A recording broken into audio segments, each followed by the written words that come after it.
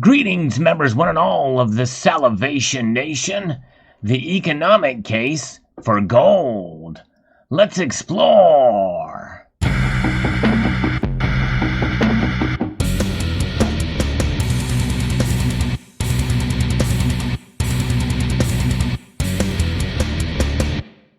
This is another infographic brought to us from Kalo Gold, as shown on visualcapitalist.com.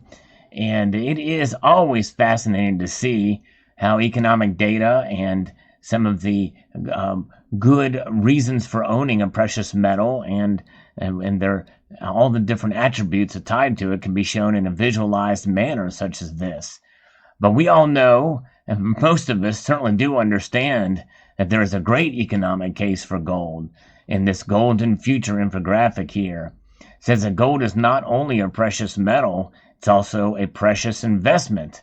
And although I kind of stray away from that word investment when it comes to gold and by nature silver, I see it really as a hedge, a savings account, an insurance policy, if you will, against economic strife and uncertainty. Investment is one of the largest sources of demand for gold. When you take a look at here, as far as hedges, it actually contains the most amount here, 47%, which means that gold is indeed treasured. And, out of all of this, for this half of the circle chart here, central banks hold 7.3% of it, but you and I and others around the world, we hold 47% of the gold.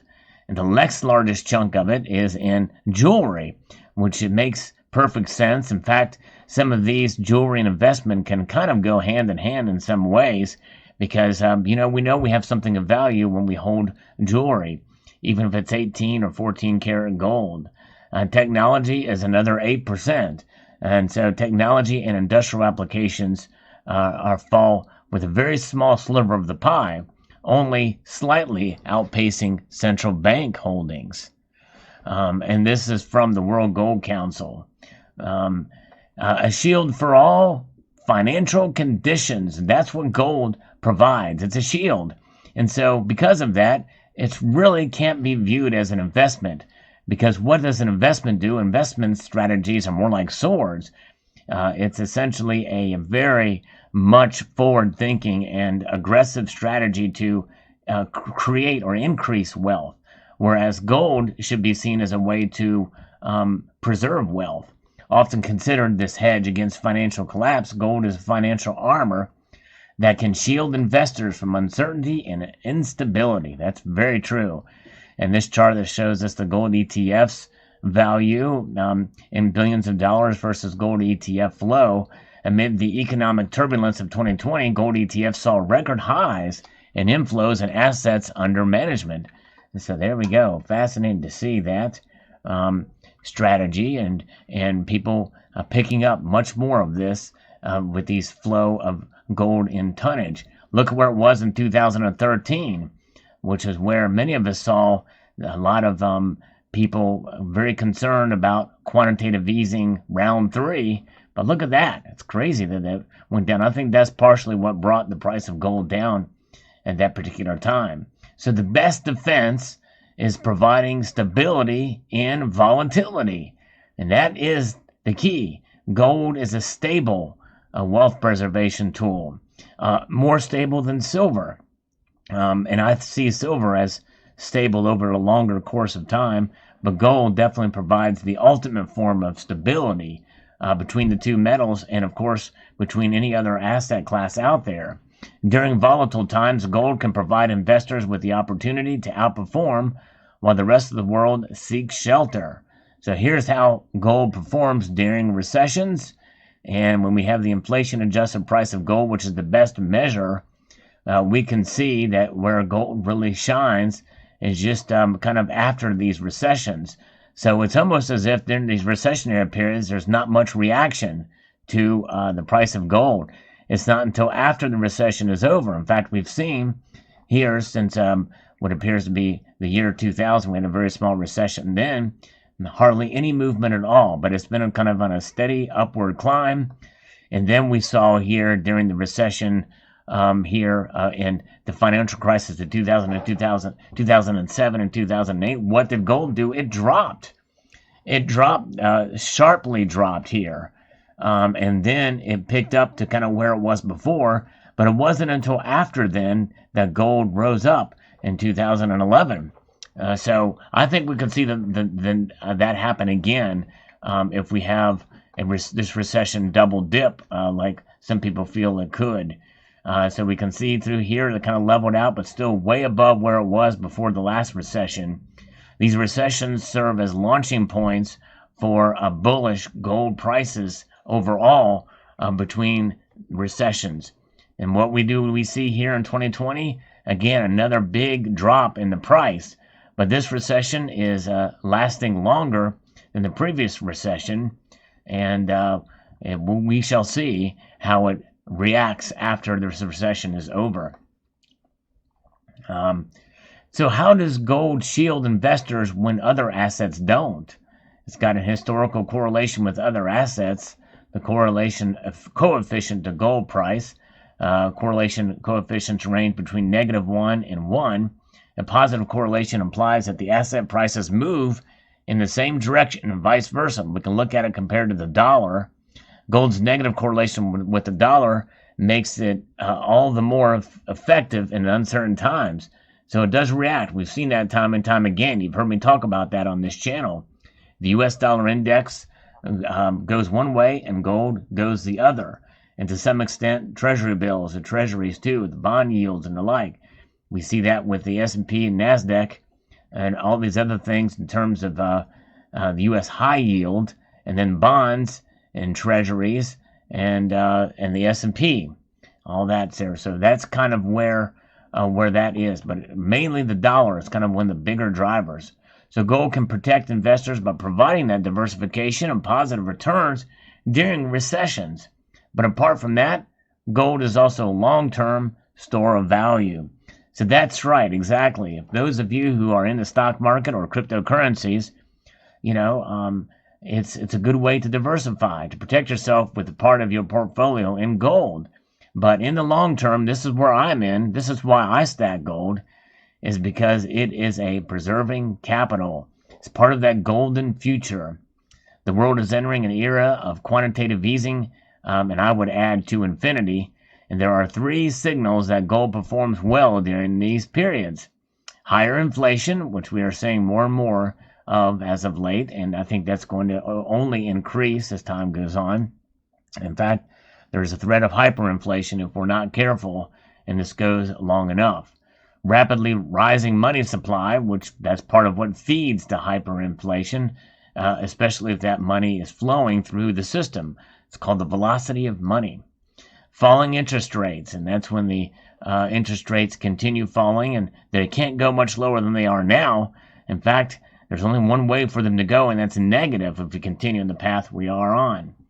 An inflationary environment can create the perfect storm for bullish gold prices for sure. How gold performs during inflationary performance or periods? Well, we can see there gold has historically rallied in periods of high inflation. Low inflation is down a little bit. High inflation is up dramatically. Gold has historically rallied in these periods. So we see nominal return on other commodities out there. With low inflation, gold still performs in a positive direction. During high inflation, gold performs even better than other commodities out there. And so that is an interesting chart to show that information. So gold price, money supply, and T-bill returns. This is an interesting chart here that shows us a 3-month T-bill, global M2 money supply, and the gold price. You can see that money supply and gold price, boy, they are really, really kind of tied together with all this money that's being printed. And the only anomaly we saw really were 1980 and 2011. It outpaced it by a dramatic margin, but now we see them hand in hand. To me, that sends a very strong signal as to where we are going here with gold, with the monetary supply going literally as closely tied together as it has ever been for the longest sustained period of time over the last several years here, but especially over the last year. That should tell us something. When price levels rise due to inflation, the value of fiat currency depreciates. Yeah, that goes without saying. In these times, gold can act as a safe haven for central banks. So we look at these these bank gold reserves from 2010 to 2020, and we see that even though it makes up the smallest percentage of that pie, or that cross-sectional circle chart above, gold, they're increasing. These central banks are increasing by very large margins here. Central bank gold reserves have increased by 14% since the first quarter of 2010. That should tell you something. The central banks are accumulating gold, and they are preparing for something that could come, especially if the dollar is threatened as a world reserve currency, and or because of geopolitical concerns, and they want to become independent themselves. What better way for them to do that than gold? Central banks hold gold in order for themselves to diversify investments, to hedge against currency depreciation, makes sense, improve liquidity. And so that is something to take into account too, improve liquidity. And isn't that why we hold gold? And this is why I've always said we should be our own central bank, for the exact same three reasons: to diversify our investments, to hedge against currency depreciation, and improve liquidity. So how does it deliver long-term value? Well, let's take a look at it compared to other key assets out there for these 20-year returns. Gold shields investors in tough times while delivering positive returns in the long run. So the average return percentage in terms of some of these other equities and that you can see here, gold has delivered an average annual return of 11.2% since 2001, outperforming other key asset classes such as USEM, EAFE, hedge funds, global bonds, U.S. bonds and treasuries, cash, and commodities. Only REITs and EM equities have done better. But you know what? I like to hold the physical, so I'll just stick with gold. It's beautiful, too. So with the global economy in uncertain territory, gold will continue to prove its value as a shield against all financial conditions. And it's a shield that preserves your wealth as that hedge against economic instability. I don't see it as an investment, and I think that if you are stacking the metal, you really shouldn't either, unless you want to get a high premium gold coin and flip it on the secondary market. That's a different matter. But you're basically deriving it from the numismatic value of the coin rather than the gold contained therein, that has an intrinsic value that has historically been the case for thousands of years. That's right. And so we will continue to hold gold in this regard and enjoy it as we do. And I hope you found this video encouraging for those of you who do hold gold. For you pure silver stackers out there, I would encourage you to take a little bit of diversification. Think about gold. Yes, even you, if you're on a limited budget, can buy gold in small increments for relatively low premiums. I did post a video about one such way to do that. I'm trying to locate it and put it at the end screen of this video so that you can see it. So otherwise, if you want to be apprised of the latest video from this channel, make sure you hit the notification bell. And I want to extend a multitude of gratitude to you all for taking the time to watch, and encourage you to please rate, share, comment, and subscribe.